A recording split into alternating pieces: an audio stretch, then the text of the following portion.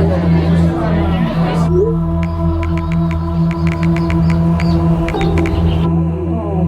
we have a kid together. I do have responsibility as a father.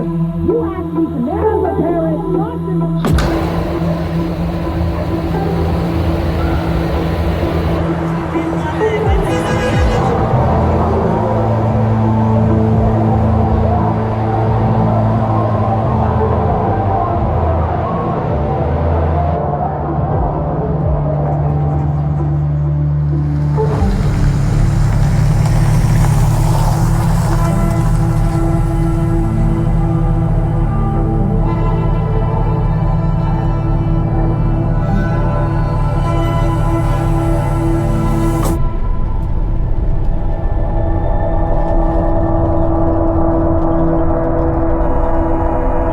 Sadly, there is nearly 50 million people in some form of modern-day slavery across the world.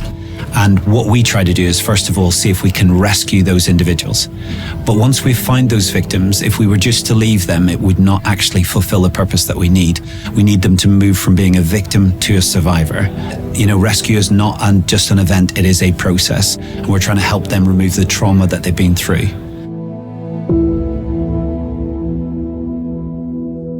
I'm sure you are aware, human trafficking is a massive problem. Millions upon millions of people are being trafficked around the globe, many of them under the age of 18, being exploited in ways that it's hard for us to even fathom. The problem is massive, and none of us can do everything, but all of us can do something, and together our somethings will change the world.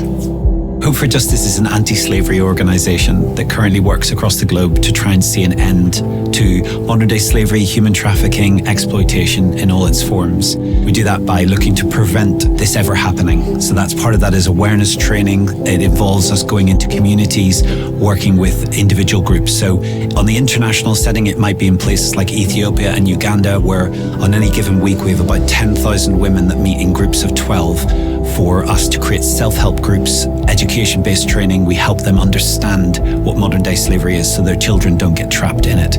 We work actively to convene 40 of the largest anti-trafficking organizations in America to work together on policy so that united, God can bless the work that we're doing. We want to see a change. We want to see our legislation move. We want to see companies to make different choices for their supply chain issues.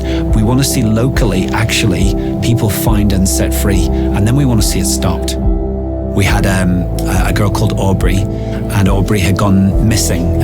She'd run away from home, and her mum Liz had looked to try and call the police. They won't start looking for runaways until after 48 hours before they would put an Amber Alert out. And by that stage, if you can imagine, you're a parent, you're desperate. So Aubrey's less than an hour away from the church building, and sadly had run to a bus stop. And when she got to a bus stop, a chap who was in his 50s pulled over and said, "You look like you need somewhere to stay tonight." And he brought her into his home and abused her.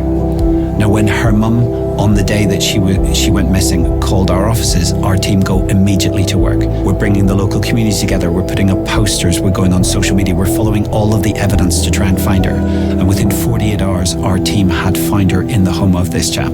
But the sad reality of what we see here, even for Nashville, is within 48 hours of being on the streets, it is likely that a girl will be sexually exploited.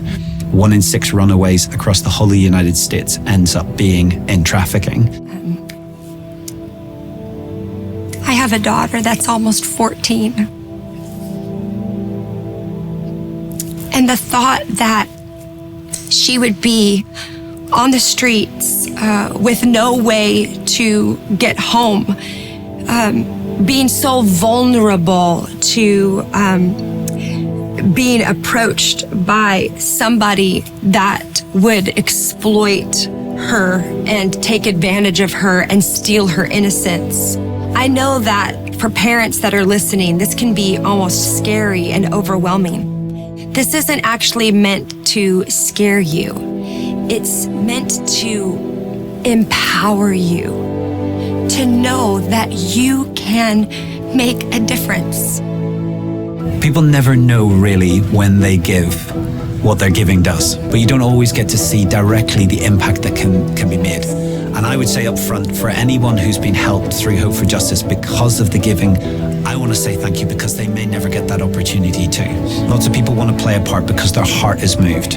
I know there is an absolute supernatural blessing when someone's heart is moved and connected to what their hand does. Hope for Justice staff and team are doing the best that they possibly can, but we're joining arm in arm with you as a church, you as a movement of people are actually making a difference, changing the face of the planet, because you're not just changing one life. Imagine how many generations will come through where freedom will ring out from generation to generation to generation. That is what history does. It leaves a legacy. And your giving leaves a legacy of freedom.